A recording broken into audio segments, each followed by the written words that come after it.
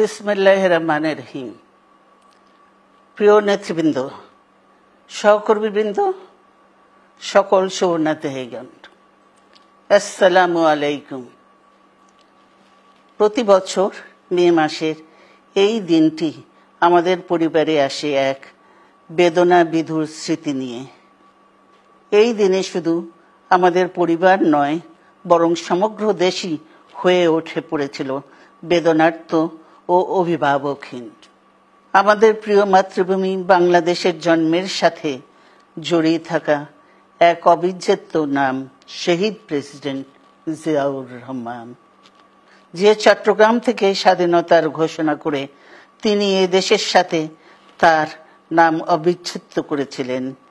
সেই চট্টগ্রামেই এক সফল, সৎ, দূরদর্শী ও প্রকৃত দেশপ্রেমিক প্রেসিডেন্ট হিসেবে নিজের জীবন উৎসর্গ করেছেন।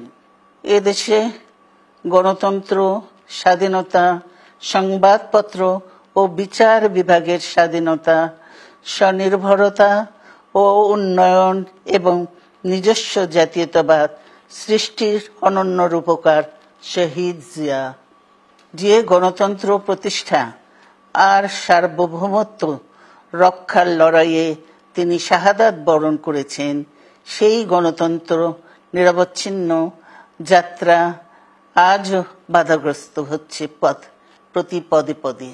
খুব শীঘ্রই আমরা বাংলাদেশকে গণতন্ত্রে পুনঃপ্রতিষ্ঠিত দেখতে পাব। এই হোক শহীদ জিয়ার শাহাদাত বার্ষিকীতে আমাদের অঙ্গীকার।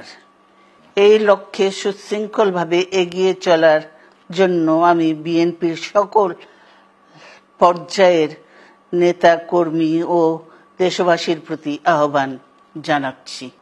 মনে রাখবেন, সবার জন্য গণতন্ত্র ও উন্নয়নের মাধ্যমে সকল সমস্যার সমাধানের যে রাজনীতি শহীদ জিয়া রেখে গেছেন, তা বাস্তবায়নের মাধ্যমে তার প্রতি শ্রদ্ধা জানাতে হবে। আমরা তার বিদায়ী আত্মার মাগফিরাত কামনা করছি।